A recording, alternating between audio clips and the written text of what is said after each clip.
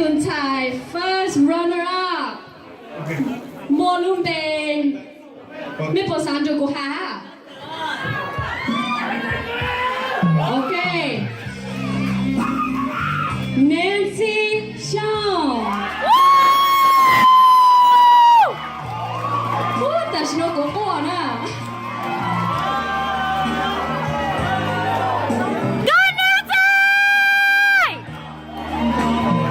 Congratulations to Meiser Gu from Mount Michigan of 2017.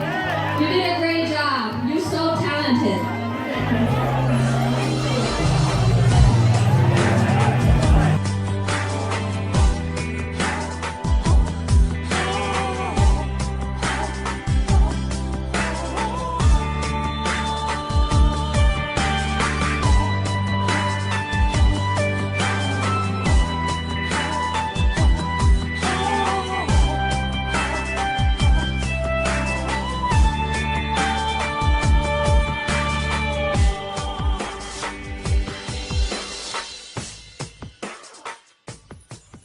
Thiên yêu tu niệm gom chúa,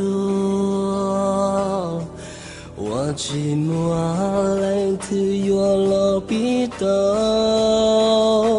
做个忠告的个我的内路上，这波的天，老彼知道个意嘞。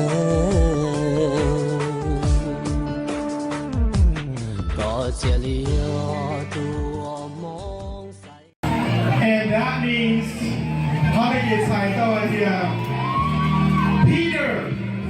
Peter is our Thomas on Mount Michigan 2016-2017. Congratulations, Peter. And congratulations to all the young men who are competing for today.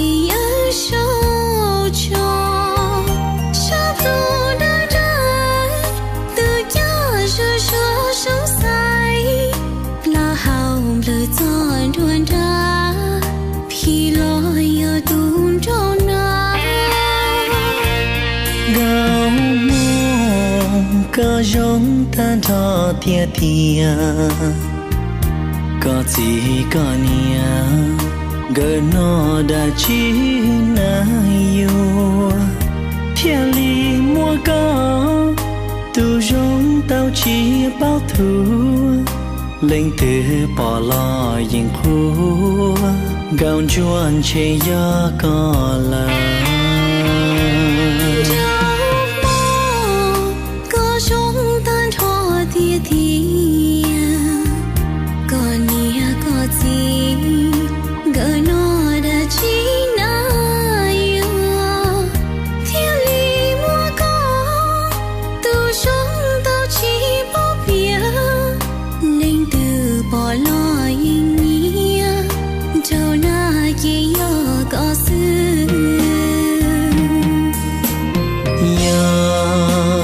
sai chết tao xóa lên tia chỉ yêu kén trời ly cho trái sai là chết chúa yêu tao ý thư là do tương ta tu qua trong gạo chạp là sai chan sai gạo chúa